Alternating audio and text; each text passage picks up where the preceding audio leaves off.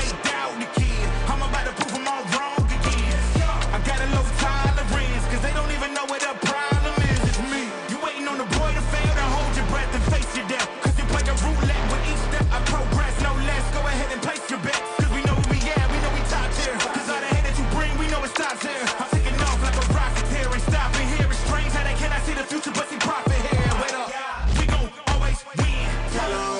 I can't take no loss. My team hold no L's, no. Aiming for the top, can't make it by myself. Ooh-wee. It is a Wednesday show, and the stuff we're going to bring you, the insight, is absolutely invaluable. We're going to bring you some, just really incredibly insightful details into how the Trump operation works. And we've talked a lot about a lot of the main players in the administration, some in the cabinet, but we haven't talked a lot about Susie Wiles on this show, but we are going to today. There has been a Vanity Fair article. We're going to get into that, but I wanted to kind of just go through a few things that we are intensely watching, and we'll be bringing you the details over the next few days. So just so you know, we're on top of, what's going on. First, Trump has a primetime address tonight. Okay. The economic numbers came out, the delayed economic numbers from the shutdown. They started to come out. The jobs numbers, the unemployment numbers, not great. And they've started to come out. So we expect this address tonight, and it's got no clear topic, but we expect he's going to obviously trumpet the great successes of the administration. That may take 3 hours alone for this incoherent, rambling sociopath to get through all of the great things he's done in his first year of his second term. But we also expect him to sell you on his 2026 agenda. And, will it be revelatory? Maybe. Will it be incoherent? Definitely. The shock of the premiums are hitting. December 15th was your deadline. I know there's some kind of, rules about getting in late or whatever, but we're talking about getting covered for January. The deadline was December 15th, and they're still going over this. I refuse to shut the door on the ACA subsidies. I keep talking about it in increasingly grimmer terms and with a more, pessimistic outlook each time I bring you an update on the subsidies, but I have yet to close the door on them because of developments like today.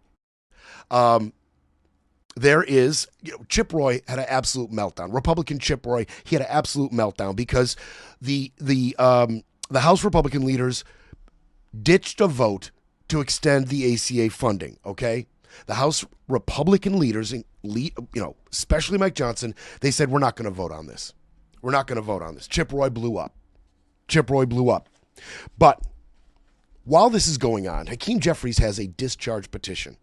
One of those pesky discharge petitions that we have learned so much about over this year. Hakeem Jeffries has one that will extend the ACA subsidies for 3 years. Discharge petition, as you know by now, needs 218 signatures. 218. Lawler said it was idiotic. Republican out of New York said it was idiotic that they did not have a vote on the ACA subsidies on the House floor and signed it. Right after that, 3 more signed it. They've got their 218. That now goes right around feckless Mike Johnson, impotent Mike Johnson, who refuses to do his job and is incapable. That's a double whammy. When you refuse to do your job, and then when you try, you can't get it done, and your own party, your own caucus goes right around you again.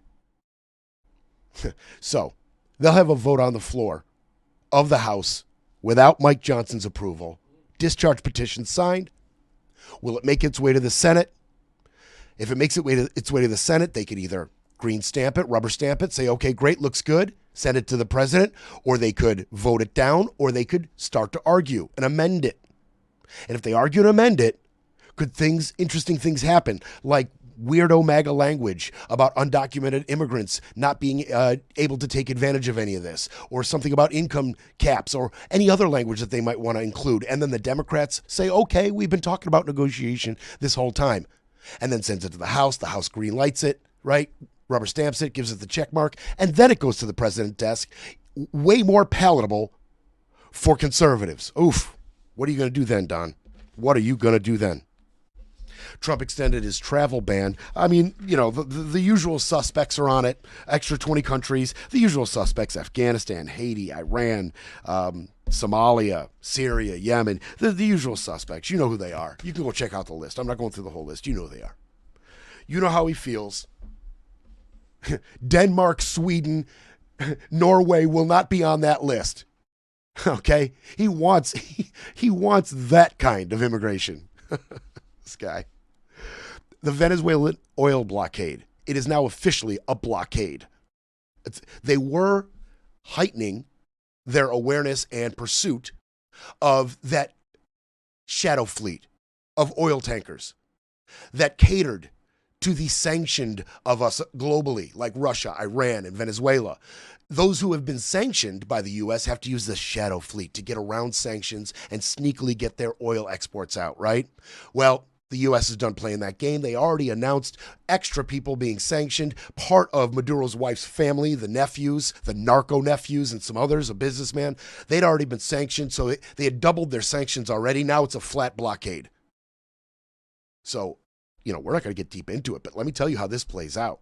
With a blockade on Venezuela's number one export, the absolute crutch of their economy. Without it, they are totally destitute, in economic chaos without their oil exports. Now they have to try to get it through this blockade. Oh, yay. This could get dicey. Those of you who remember the Cuban Missile Crisis, remember how that blockade went, how close we came to absolute global disaster because of that blockade. What happens when Venezuela and Maduro specifically says, look, I absolutely cannot sit here and allow this blockade to ruin my economy. I have to get my oil out by hook or by crook. And when they attempt that, at least in the ocean, right, in the Caribbean Sea, rather, if they attempt that there off their coast and the U.S. interdicts them, what does that look like? How violent does that get? Do we automatically go straight to war? If we do, who comes to Venezuela's side? I mean, I don't think I can overstate the imminent threat a blockade of Venezuela might pose. Hegseth, by the way, now he straight won't withhold the video. We're going to keep an eye on that. We'll see if that video is subpoenaed by the armed service committees, right? And then made public by leak or by some other way. But he won't do it now. Trump, we know what he said. First, he said, I don't know what they have, because he doesn't know anything. He said, I don't know what they have, but sure, whatever they have. And then the reporter the next day, the one who asked him the original question, says, so you said you had no problem. And he said, I didn't say that. You said that. I didn't say that. You said that. And then he went on to insult her and went nuts on her. You know how he treats women. I don't have to. You know how he treats women. Now it's a no. Now it's a no. Won't show it. Oh, and by the way, I took too long, Scotty. I took too long. We talked about it. He tells me, get going. So I'll get going. I told you about that story yesterday. I won't spend a ton of time on this. I showed you what this crony capitalism is looking like and what Trump's fealty to big tech and big businesses, especially in terms of mergers, is starting to look like. And I told you that there was a $78 billion deal agreed to upon by Netflix and Warner Brothers. Warner Brothers was going to sell everything to Netflix. Netflix was going to buy it all for $78 billion. It was agreed upon. Then in comes Kushner's group Affinity, backed by Abu Dhabi, Qatar, and Saudi Arabia.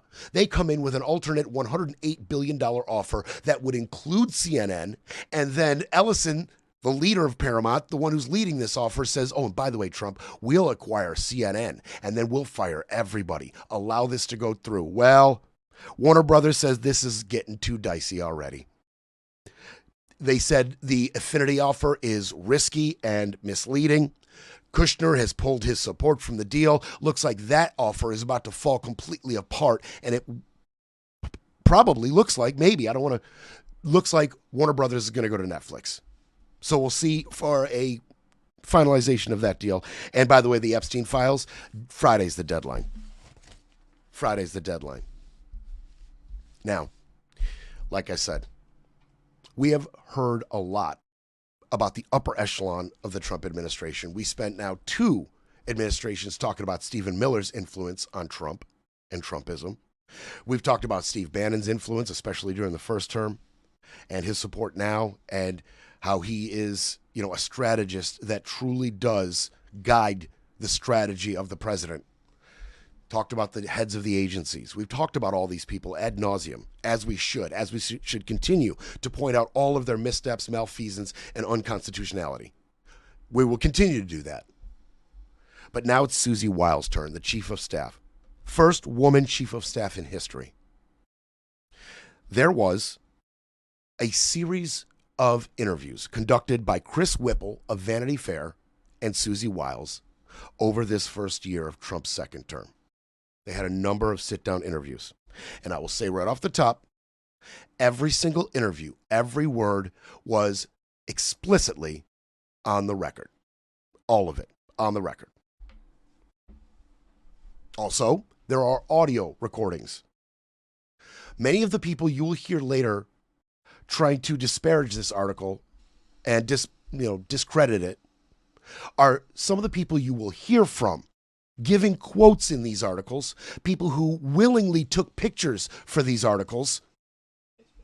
Really, thank you, Scott. Really nice pictures, honestly.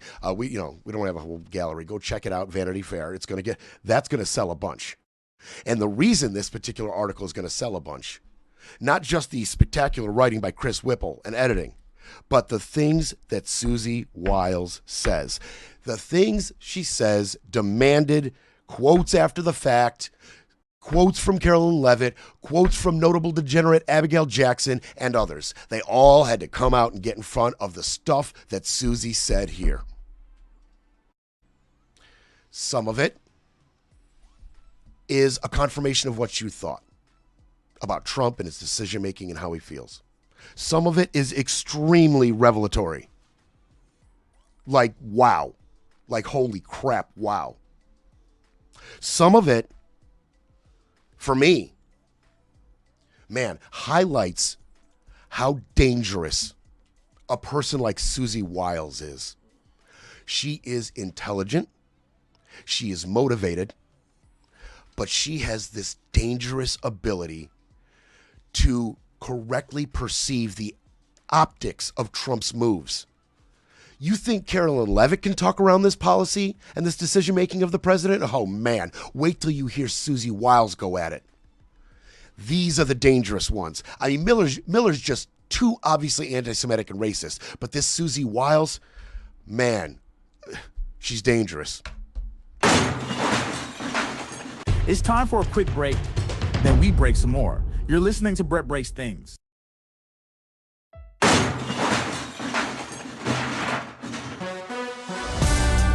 You're back with Brett Breaks Things, because democracy doesn't defend itself.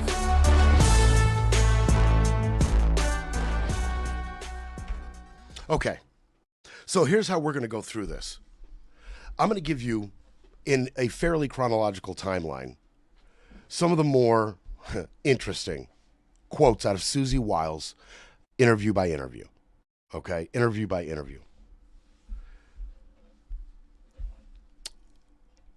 Senior White House officials, they usually parse their words, right? And, they don't go on the record a lot and sit down to this length with reporters like Chris.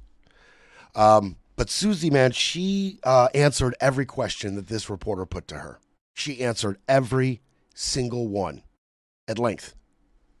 Very unusual. And I think when you hear some of the things she says and catch wind of some of the backlash, you'll realize why most senior White House officials don't do what she did.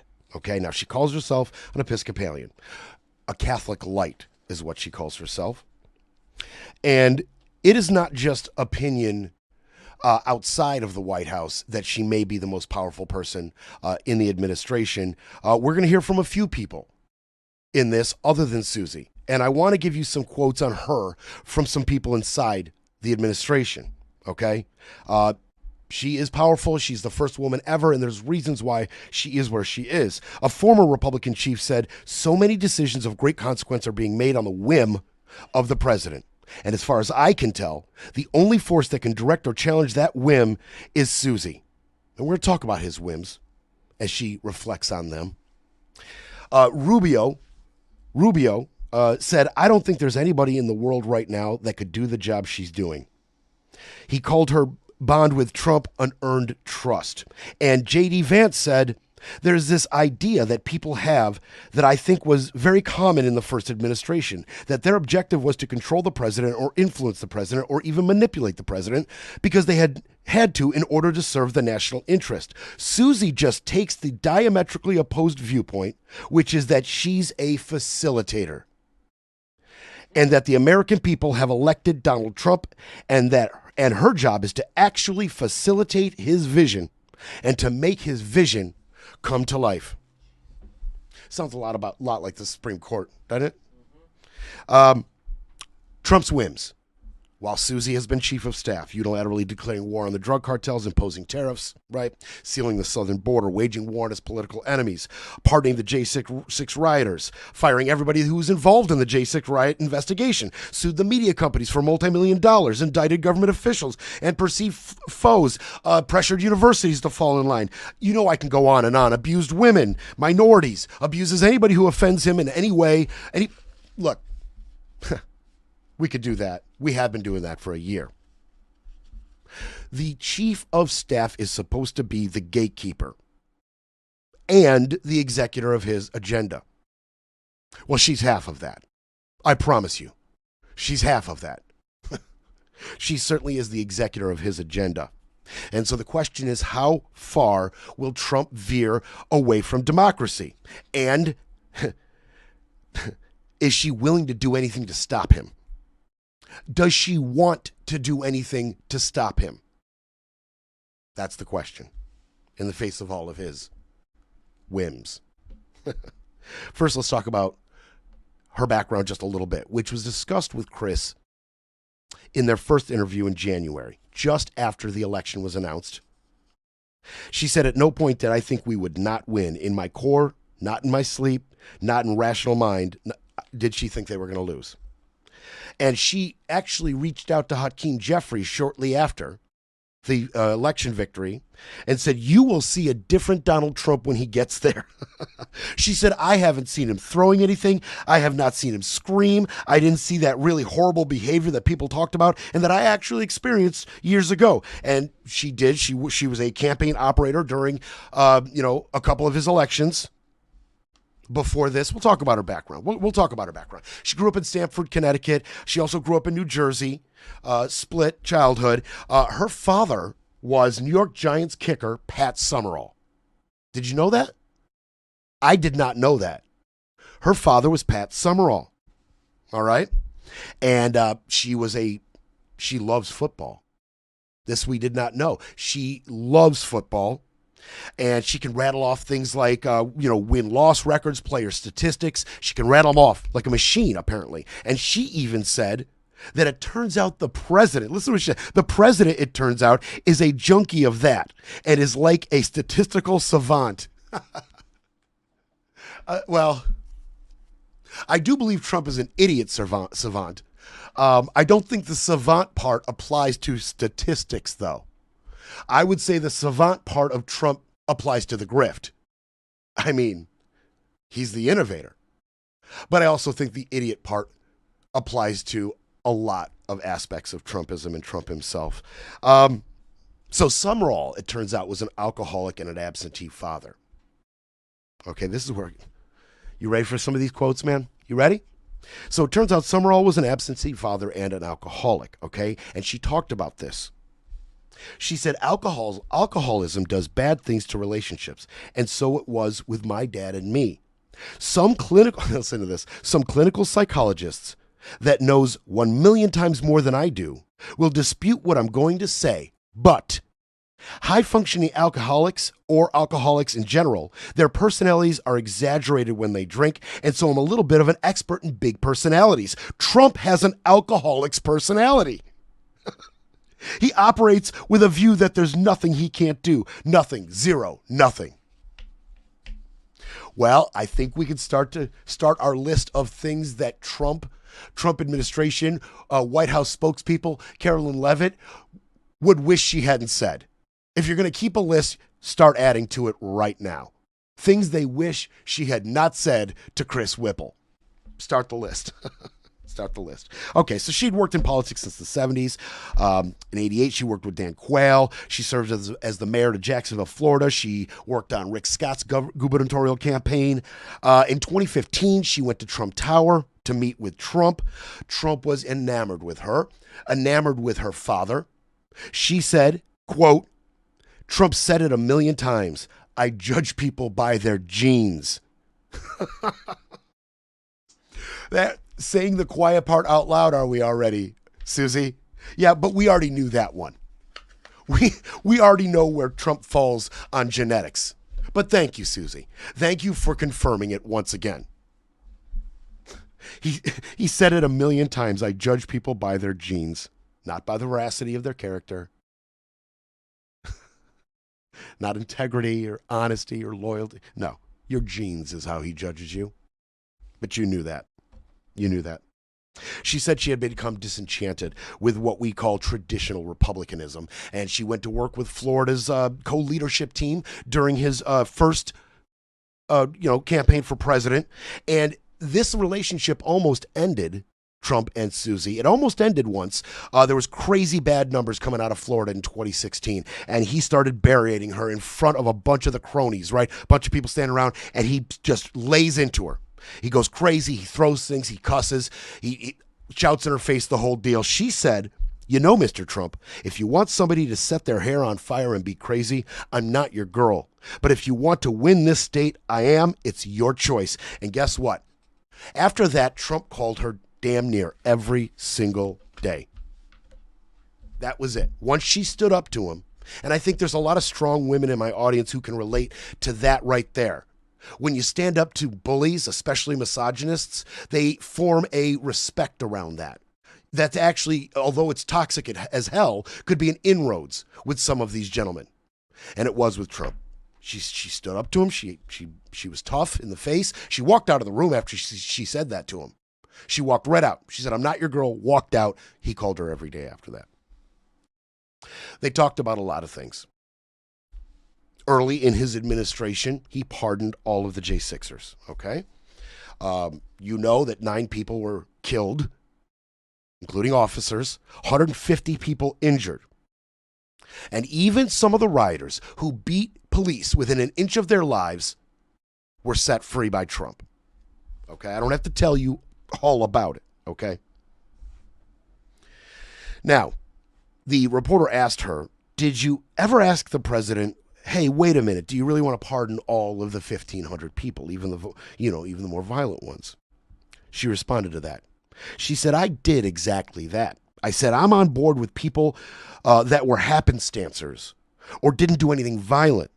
And we certainly know what everybody did because the FBI has done such an incredible job. That's funny because as she was giving that quote, Trump at the same time said his investigators into J6 were corrupt and part of the deep state. So this is in January, she gave this quote. Oh, FBI did a great job. Trump was at the same time calling the FBI deep state, which of course was the need for Patel to come in and purge, right? So she's already massaging, right, in January. She went on, in every case, see, the thing is, Trump was ardent about the violent offenders. He was steadfast that they should also receive a pardon. Okay? And he said they were unfairly treated. Whether they caused violence or not, their prosecution was unfair, is what he claimed. And she said, in every case of the ones he was looking at, in every one, they had already served more time than the sentencing guidelines would have suggested. So given that, I sort of got on board. Hey, guess what, Susie? You see, even the best of them, they can't help but trip over the lies sometimes. See, the thing is, according to the court records, all of the violent offenders received less time than was standard guidelines. All of them. Every single one. As Susie sits here and says, well, I was worried about the violent offenders, and I tried to tell him, but then he explained to me and showed me, and I saw that the sentencing guidelines were all way over, so I got on board with his agenda. She's a liar too. Okay, and so we got to that portion of the interview. She's a flat liar. Just like the rest of them. She's just better at it. She understands the Trump wavelength of lies, how to lie with Trump and for Trump and feed Trump lies. Her lies are better than Trump's lies. When Trump goes off the wagon, when he goes off and does his own thing, and I'll give you examples of that, it's not as good. It's clunky. It's messy. When Susie crafts the lies with JD and Steven, they come out much more smooth, like honey getting poured into your ear, and you can ingest it easier. She's dangerous. We'll be back to break it all down. You're listening to Brett Breaks Things.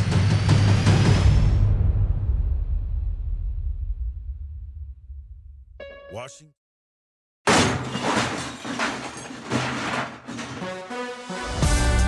Brett Breaks Things. Fighting for America, one mic drop at a time.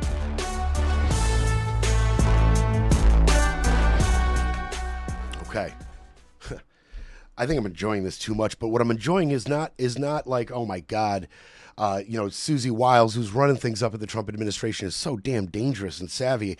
I'm just enjoying that we get a lot of what we thought confirmed, and I mean, just getting this kind of insight into the inner workings of Trump's decision making it's just so invaluable to me. Like, it really does center us. It gets us a little more accurate, a little more focused on where the danger lies and who presents it. And I find it just really fascinating. Now, Susie is surrounded by MAGA men on all sides. We've talked about Bill Polk getting in fistfights with people, and the backbiting and the infighting and the disagreements and all the testosterone in the Trump administration right now. And she is surrounded by it. Her deputy chief of staff, James Blair, spoke to this. He said she doesn't raise her voice, but she likes being around these junkyard dogs, and she can be around them because Trump has empowered her. When she weighs in, they know that she is representing the president. That's the dynamic. Quote, says Blair, first and foremost, she brings no ego, and that is the starting point from which just an immense amount of power flows. There's so much ego and testosterone around her, there wouldn't be any room for hers anyway. What egos are we talking about here? I know one gentleman that was very influential in the Trump administration early that has a massive ego. Elon Musk. And she spoke about Elon. Oh, this gets good, man. She spoke about Elon. He is a complete solo actor, said Wiles. Oh, listen to this. Wiles described Musk as something akin to a jacked up Nosferatu. The challenge with Elon is keeping up with him. He's an avowed ketamine user, and he sleeps in a sleeping bag in the executive office building in the daytime, and he's an odd duck, as I think geniuses are. It's not helpful, but he is his own person. And she was, to her credit, against the evisceration of the USAID, PrepFAR, the Agency for International Development, all that foreign aid that Elon just took a hatchet to. She was against it. She said, I was initially aghast because I think anybody that pays attention to government and has ever paid attention to USAID believed, as I did, that they did very good work. When Elon said, we're doing this, he was already into it. And that's probably because he knew it would be horrifying to others. But he decided that it was a better approach to shut it down, fire everybody, shut them out, and go rebuild. It's not the way I would have done it. And listen to this. She said that she knew fixing this, if she could, would be on her because, quote, the president doesn't know and never will. He doesn't know the details of these agencies. Thank you, Susie. Thank you for absolutely confirming from the highest levels of this administration that Trump doesn't know anything. Anything. He doesn't care about the aspects of his job. He is only concerned about lying to us and being bigly, strongly, quickly. That's the only thing he's concerned about. And of course, the grift. Sorry. Don't want to take away the savant nature of Trump. The grift. He doesn't know the details of these agencies. Thank you, Susie. Go ahead and add that to the list of things that they wish she hadn't said. Oh, I mean, that's what I'm saying. There's backlash. Like, they have to go try to clean this up. They have to go try to clean it up. Let's talk about the cabinet. Oh, see, it turns out Susie handpicked most of these people. Trump had an idea on some of his cabinet members, but it was Susie's decision with Trump ultimately on Pete Hegseth, Kash Patel, John Ratcliffe, our CIA director, Pam Bondi, our AG, obviously, Tulsi Gabbard at the DNI, and Kristi Noem of Homeland Security. That was all Susie. That was all Susie's handiwork. Getting a clear picture about who this woman is and the role she plays. She said, she called them, this cabinet, all-star cabinet she put together, she calls them a world-class cabinet, better than anything I could have conceived of. Even though this is the most unqualified cabinet of all time, she calls them disruptors, the only people with the balls to take on an entrenched deep state. And there it is, right?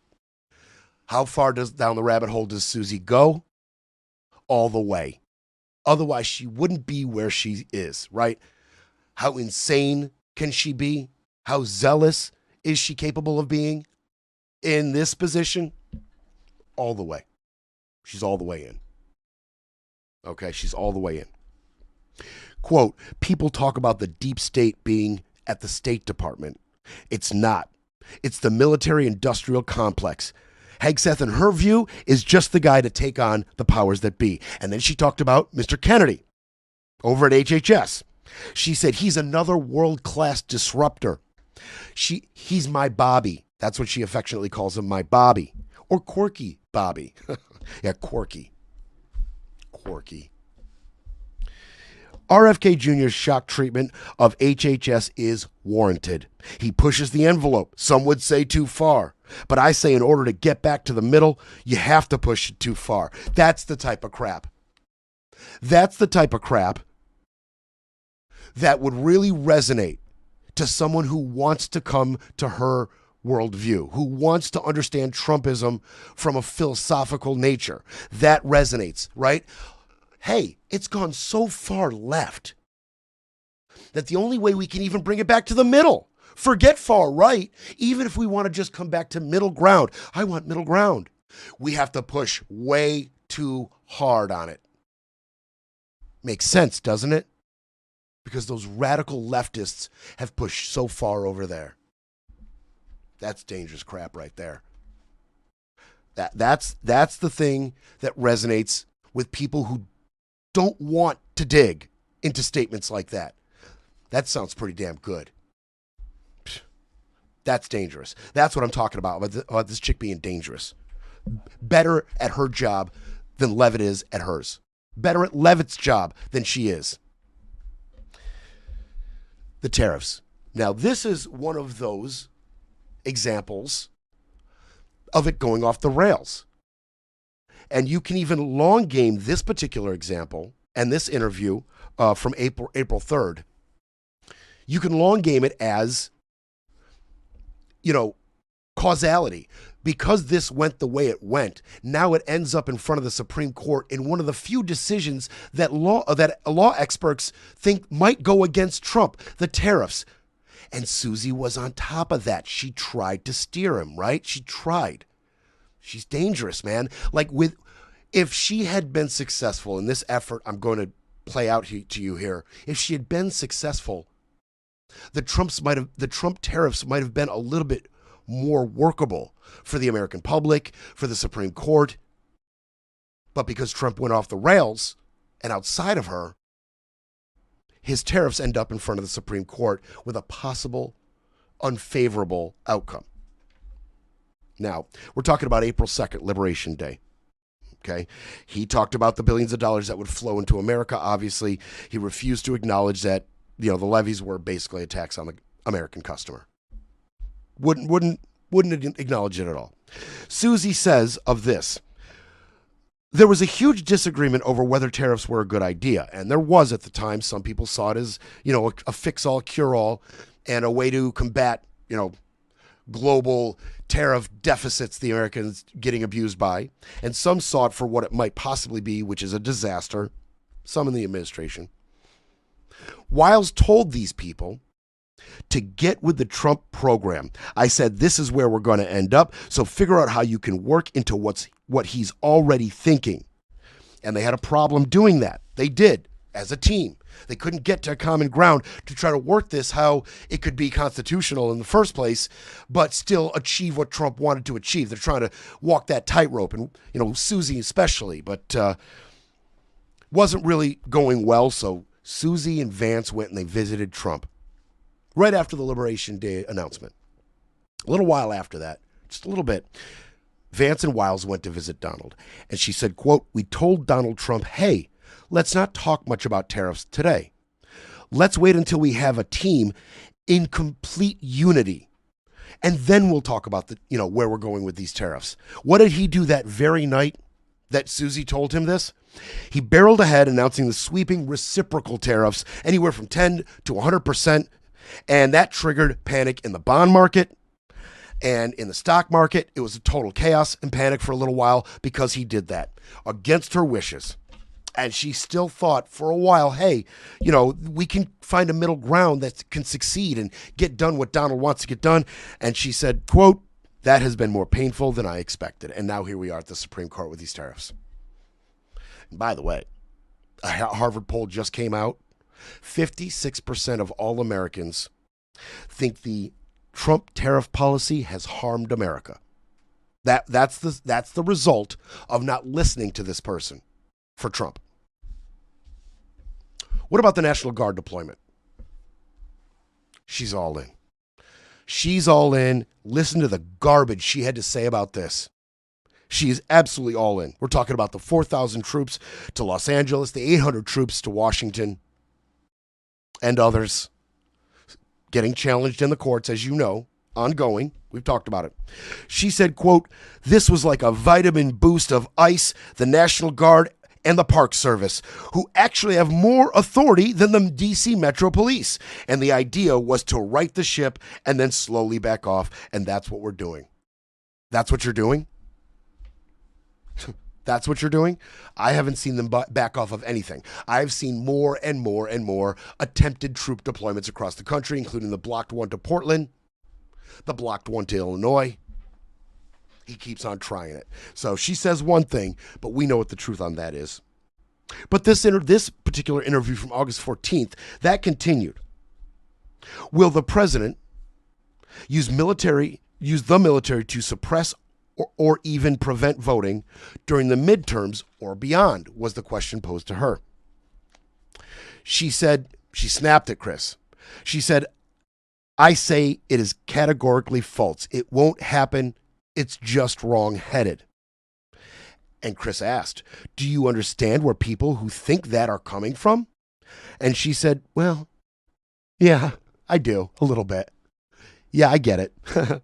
But not fully. She says, not fully. I mean, I think they hate the president. They think he's too wrapped up in what happened in 2020. Oh, they think that. So you're saying that's not true? You're saying he's not wrapped up in what happened in 2020? He is consumed by it. He brings it up every time he's in front of a microphone. We are seeing people get indicted over it, fired over it, have to show up in hearings over it. It is never ending. It is a never ending American nightmare. Jack Smith is in a closed door hearing today over this. Don't tell me we have TDS and we just think he's too wrapped up in 2020. Don't you dare say that, Susie. She was asked, "Do you think he will adhere to whatever the courts decide in the end about the troop deployment?" She said, "I do.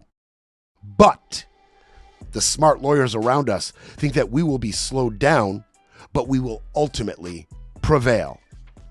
I actually agree with her. On these troop deployments, I think they will prevail. Breaking politics, breaking narratives, breaking news. But first, we need a coffee break. You're listening to Brett Breaks Things, pushing back, speaking up, and holding the line. Okay, we're going to keep it moving. Now, there was an interview on the eve of that Super Tuesday for the Democrats. Okay, Chris went and visited her once again, and they had an interview just before that. And she had come out of a meeting with Trump.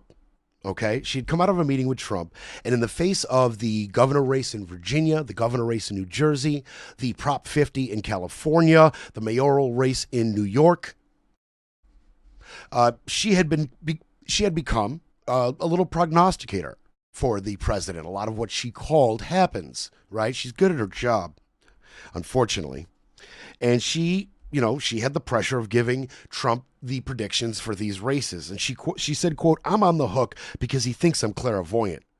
But she said she thought the GOP had a chance of winning the governor races in Virginia and New Jersey, but she thought it would be tough. Well, as we know, Mikey Sherrill, Democrat, won the New Jersey governorship, and Abigail Spanberger in Virginia won, Democrat. We know that Zoran Mamdani got the majority victory in New York as new mayor, and of course, Gavin Newsom was successful with Prop 50 to go ahead and get 5 districts by gerrymandering, to counteract what is happening in Texas.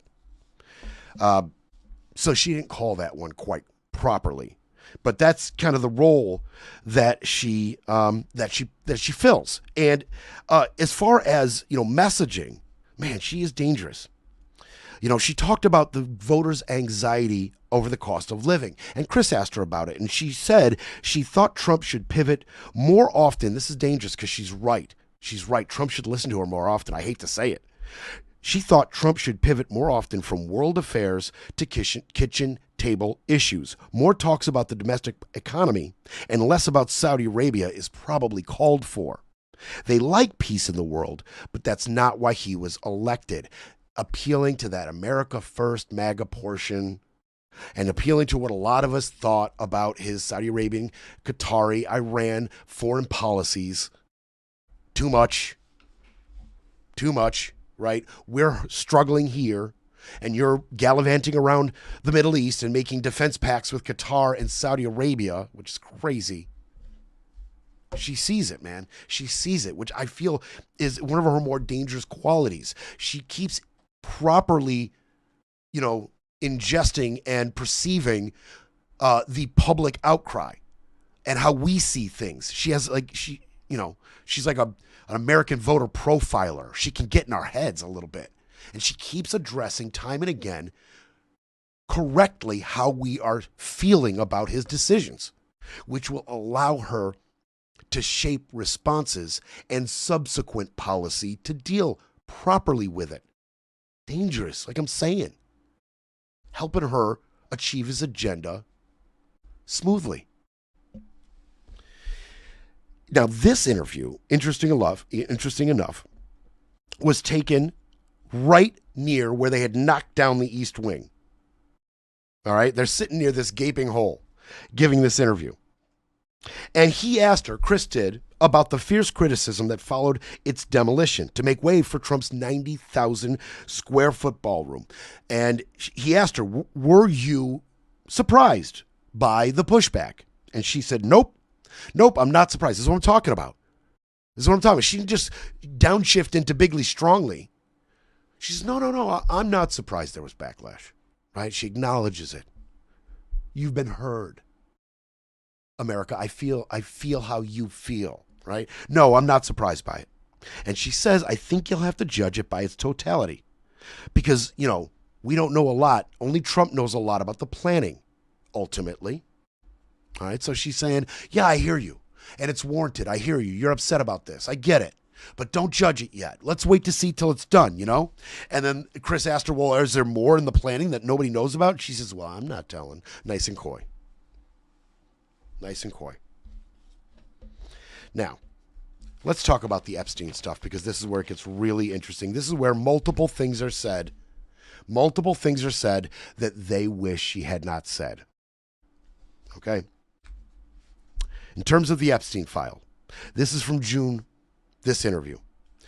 She underestimated, Wiles said, the potency of the scandal, whether he was an American CIA asset or a Mossad asset. She plays right into it. Whether all these rich, important men went to that nasty island and did unforgivable things to young girls. She underestimated. Then she said, I mean, I knew of it, but it's never anything I paid attention to. Okay. All right. I feel like you should be paying attention to it. She did pay attention to one aspect of it and talked about it. She paid attention to Pam Bondi overpromising, right? That phase one, bringing out all those podcasters and influencers to hand meaningless files to them, stuff that had already been released. She saw it for what it was. Listen to this. This is the dangerous part, man. I think she completely whiffed on appreciating that that was the very targeted group that cared about this. Yes, correct. You're correct, Wiles. She said of Bondi, first, she gave them binders full of nothingness, and then she said that the witness list or client list was on her desk. There is no client list, and it sure as hell wasn't on her desk. Boy, people are getting real bold talking about Pam these days, right? Her job's in danger too, but we're not here to talk about Pam. But Wiles saw that for what it was. Wiles, quote, she'd read what she calls the Epstein file. She'd read it. And she said, Trump is in the file. And we know he's in the file. And he's not in the file doing anything awful. She said Trump was on Epstein's plane. He's on the manifest. They were, you know, sort of young, single, whatever. I know it's a passé word, but sort of young, single playboys together. Okay.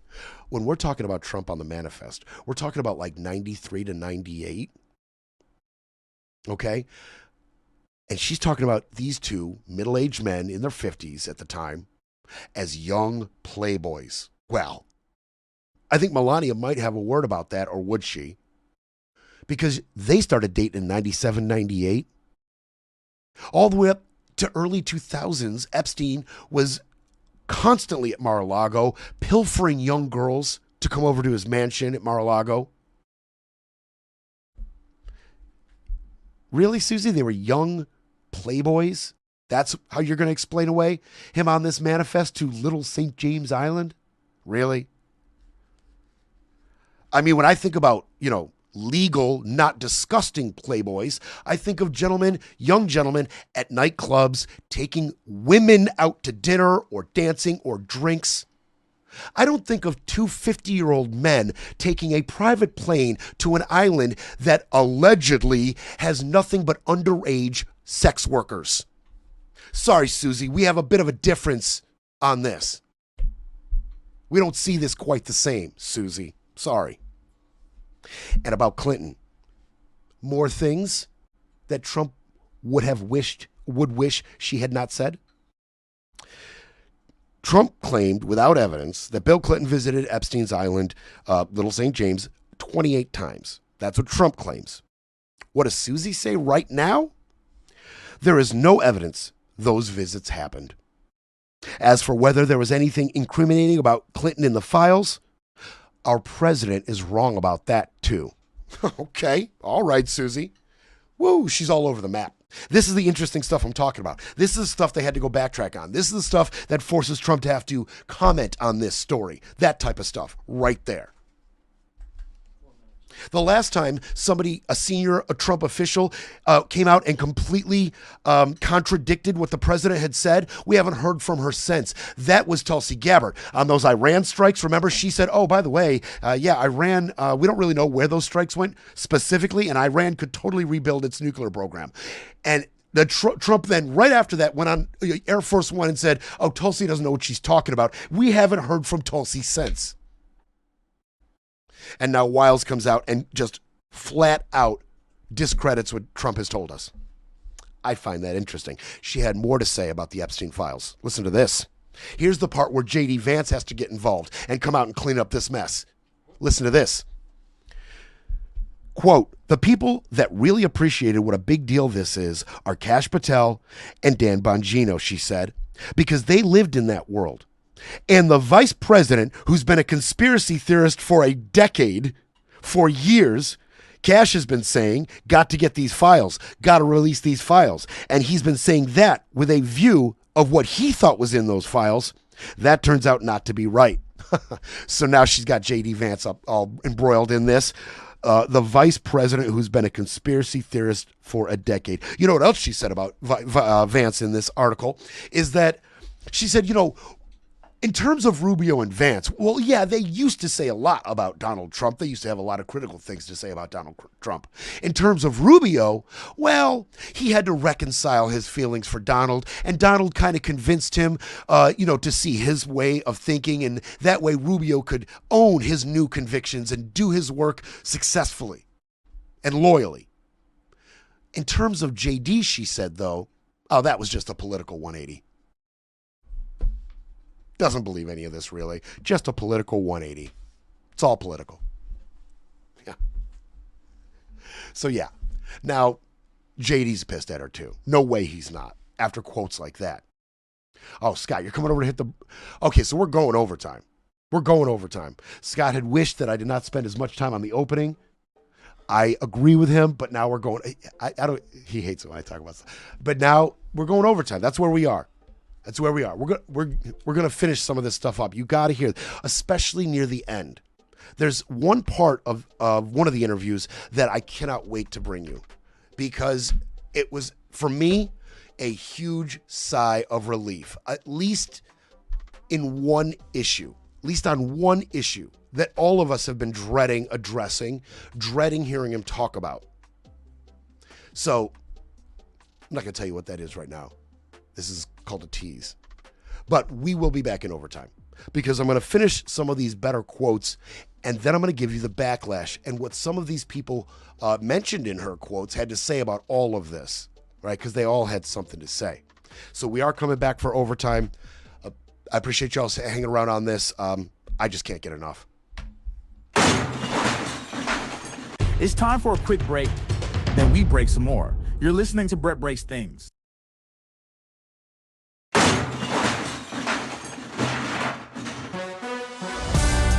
You're back with Brett Breaks Things, because democracy doesn't defend itself. Okay, so she had more to say. She had more to say about the Epstein mess. She had more to say about Ghislaine, and more to say about some of the evidence revealed by the Epstein estate. Now, specifically talking about Todd Blanche going down and visiting Ghislaine, then getting the favorable treatment. All right, so she was asked by Chris, it's not typical, is it? And she said, it was Blanche's suggestion. Flat out, she says, no. Blanche going down there and talking to her, talking to a convicted sex offender, then giving her favorable treatment. She said it was all Todd's idea. Boom, pass the buck, just like that on that. But don't forget, you appointed the AG, Susie. So who is this ultimately on? You helped appoint Pam Bondi. Pam Bondi's deputy is Todd Blanche. This is all an extension of your decision. But I like how you just passed that right off to Todd. Nice job. She went on. She said that neither she nor Trump had been consulted about Maxwell's transfer to a less restrictive facility at Blanche's visit. The president was ticked. The president was mighty unhappy. I don't know why they moved her. Neither does the president. If that's an important point, I can find out. And she never did, by the way. As Chris circled back with her on that particular issue a number of times, she never had another comment to say about that. The Ghislaine moving. Never circled back, never found out. I guess she wasn't that ticked. I guess the president wasn't that ticked. They never did anything about it. It was never reversed. It was never revealed. It was never investigated. Right? She just got moved. She just gets the best treatment a convicted sex offender has ever received in the history of the United States penal system. And what about the letter? She had something to say about that. You know which letter I'm talking about. May every day be a something wonderful secret with the naked lady and the hips. And yeah, she talked about that. That letter is not his, she said of the president. And nothing about it rings true to me, nor does it to the people that have known the president a lot longer than I have. I can't explain the Wall Street Journal, but we're going to get some discovery because we sued them. So we're going to find out. And don't forget, she is right about that. $20 million lawsuit. Dow Jones and Company, who is the publisher of Wall Street Journal, has been sued by Trump. We'll see where that goes. I can't wait for the discovery on this. They keep digging their own grave. You want to get discovery on this? You want to go digging deeper on the Epstein estate evidence, Trump? Really? That's what you want to do? Just like they went and they pulled Jack Smith into a hearing. This one was closed door. You sure you want to have a public hearing with Jack Smith about the evidence he uncovered about the documents case? Are you sure that's what you want to do? Is Jim Jordan's digging your grave for you on this? Because Jordan's leading this push. He hates Jack Smith. He wants these hearings. He wants this evidence and all of this transparency. Are you sure that's what Trump wants? I'm not so sure. I'm not so sure. She talked about the boat. Oh, man, she's all in on these. Not only is she all in on the boat strikes, not only is she all in, the things she had to say about the boat strikes leads me to believe that she had an active hand in crafting this policy and the way it is being executed. Okay, the things she says leads me to believe she had a very guiding hand in all of this. Okay. On Trump's Venezuelan strategy, he wants to keep on blowing up boats until Maduro cries uncle. And people way smarter than me on that say that he will. Oops. Well, there's your first real mistake. I mean, contradicting what Trump says about Clinton, that's one thing. But please don't forget, Trump is excusing these boat strikes on the basis that the boat strikes are to stop U.S. deaths. 25,000 per boat, right? That's the number. That's how many American lives we are saving with every strike, according to Trump and his cohorts. The reason he's getting away, he feels, and his, the Office of Legal Counsel feels, the reason he can get away with this is because he's saving American lives. The boat strikes themselves are not supposed to have anything to do with getting Maduro out of power. They have never mentioned that once, connecting the dots with the boat strikes in Maduro. The administration never once said that the boat strikes were a pressure tactic on Maduro regime change. It's supposed to be about saving American lives. So, Susie, that right there is a giant mistake. A giant mistake. Maduro cries uncle. He's going to blow up boats until Maduro cries uncle. They're supposed to be unrelated. That's the garbo, legal basis that they are dribbling to Congress as they see fit. And they come out of these meetings with, Armed Service Committee members, and the committee members on both sides of the aisle are like, there's been no explanation here. This has not been explained. This is not legally sound. They need to explain more. So, Chris, he mentions that almost certainly, right, some of these strikes have included unsuspecting fishermen. That's what Chris poses to Susie. And she did not mince words about this. The president believes in harsh penalties for drug dealers, as he said many, many times. These are not fishing boats, as some, like you, Chris, would like to allege. The boats, she argued, carried drugs. Eliminating them saves lives. Quote, the president says 25,000. I don't know what the number is, but he views those as lives saved, not people killed. You see what I mean? She's all dug in on the boat strike explanations, right? And talking around it and spinning it. She's all in.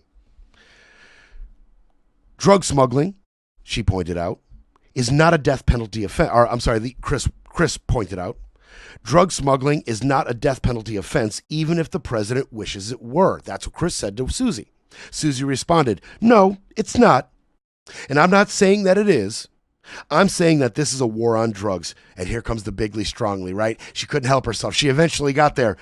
It's unlike any other one that we've ever seen. And this is what it is. There you go. This is the most bigliest, strongliest, war waged on drugs we've ever seen. And sometimes fishermen get blown up. Sorry, you libtard Chris Whipple. Sorry. It is what it is. Chris shot back. He said, obviously it's a war declared only by the president and without any congressional approval. And what did she say to that?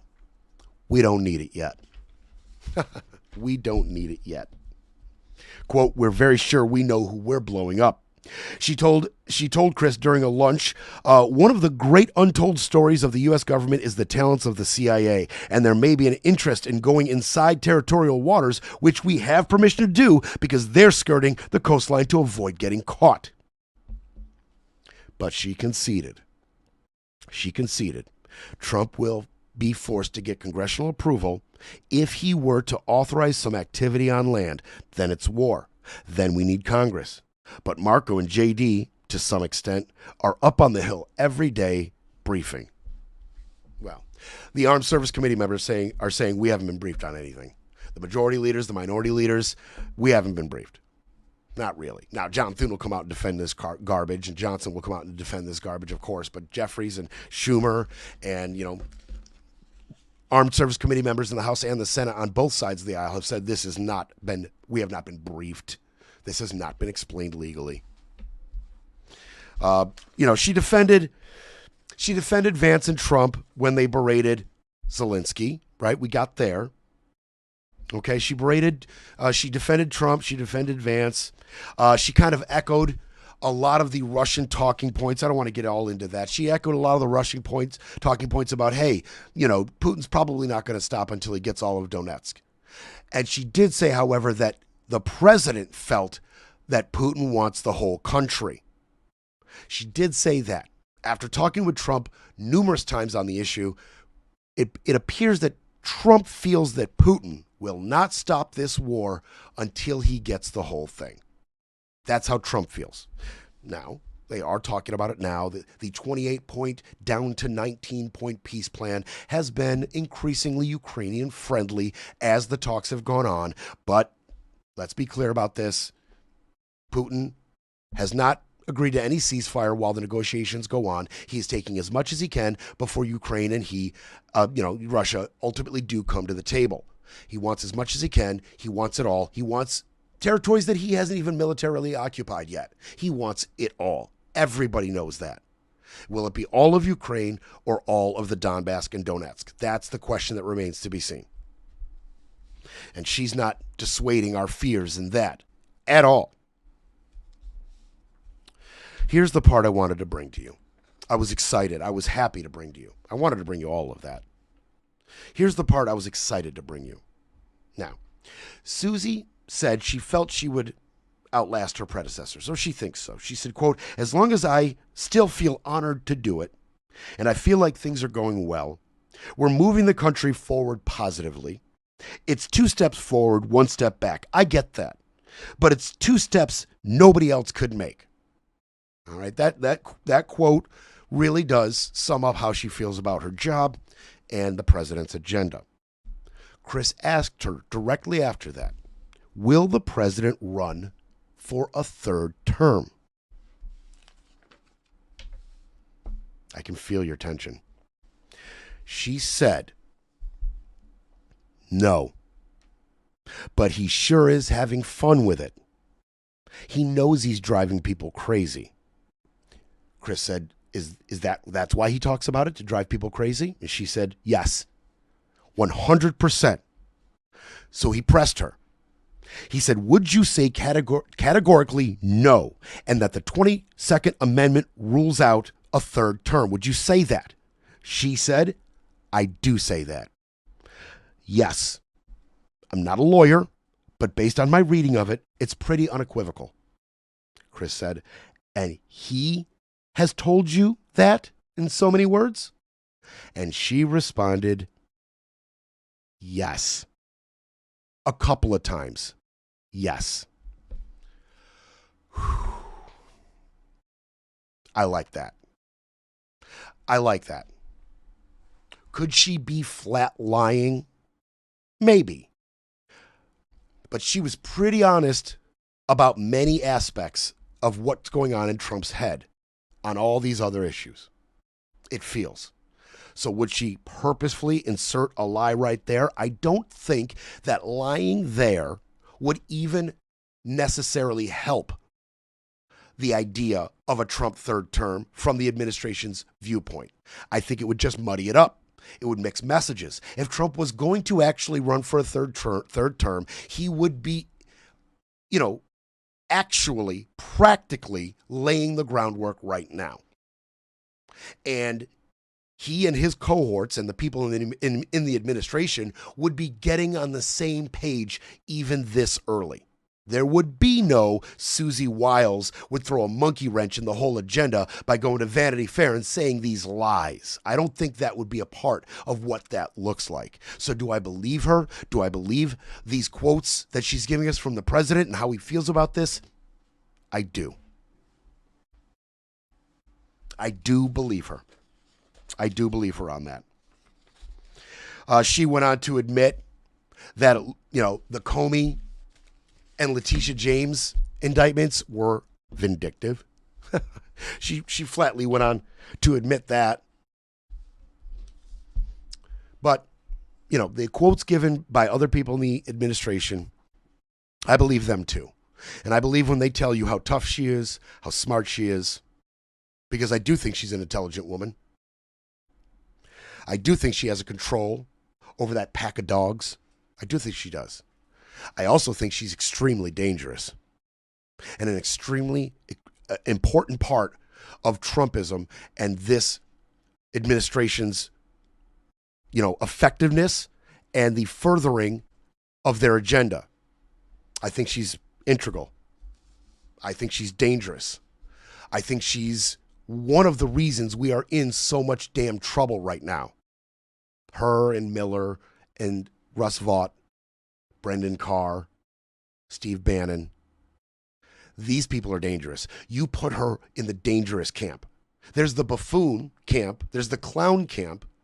Patel, Bongino, Bondi, Hegseth, right? Bill Polt. There's the clowns, bumbling and fumbling their way through their positions, making mistake after mistake, embarrassing the administration, embarrassing themselves, proving time and time again how unqualified they are for their positions, how inexperienced they are, how weaponized they are. But then you've got that other camp, man, that dangerous camp. You put Susie in that camp, the Miller camp, the Vought camp, the Bannon camp, the Roger Stone camp, the dangerous ones. Put them there. Put her there. That's where she belongs. So the administration is embarrassed over all of this. This Vanity Fair article compiled over this year, released just Tuesday. All of it was released Tuesday in one shot. I expect Chris to get a lot of publicity over this. I expect him to take many interviews on this. He's going to show up on MSNBC, MS Now. He's going to show up on CNN. He's going to show up on CBS, NBC. He's going to show up and he's going to talk about it. He's going to get a lot of attention over this, as he should. It's a lot of good work put into this. It's a lot of good work. And the administration is embarrassed. Okay? Wiles and all of her allies said, quote, after it released, the two resulting articles published on Tuesday took her out of context and cast the team in a negative light. Quote, from Trump, I didn't read it, but I don't read Vanity Fair. But she's done a fantastic job. I think from what I hear, the facts were wrong.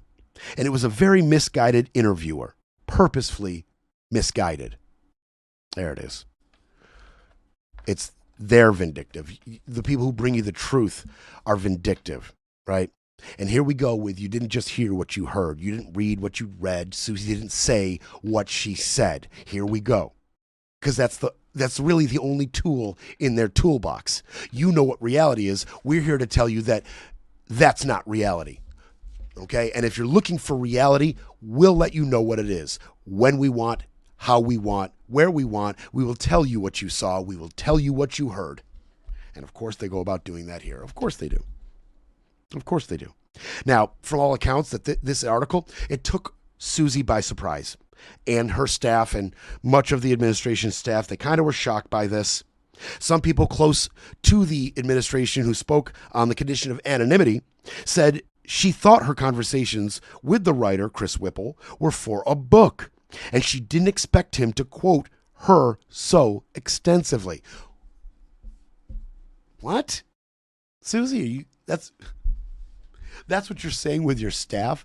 So I'm supposed to believe that's what you really think. You are surprised that this reporter who met with you like 11 times and each time told you it's on the record, then audio recorded you. You're surprised that he quoted you so extensively considering the things that you said? Vance came out and said, he said some things about it. Of course, they got to do cleanup on this. And the last thing I'll say is if any of us have learned a lesson from that Vanity Fair article, I hope that the lesson is we should be giving fewer interviews to mainstream media outlets. So,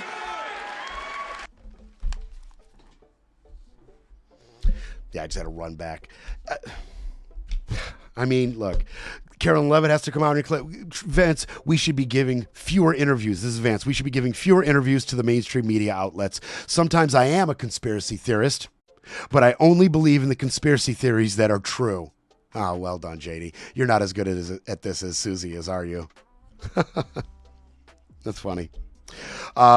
Susie's chief of staff said the social media posts and the articles disregarded what she called significant context. Wiles wrote the article published early this morning is a disingenuously framed hit piece on me and the president.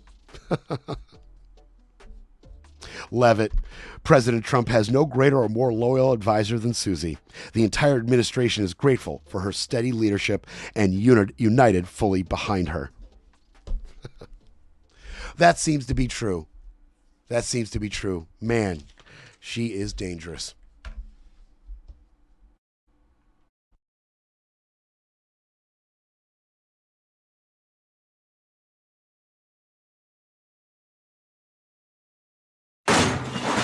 They'll try to repair the narrative, but Brett breaks. Things will be back Monday to break it all down.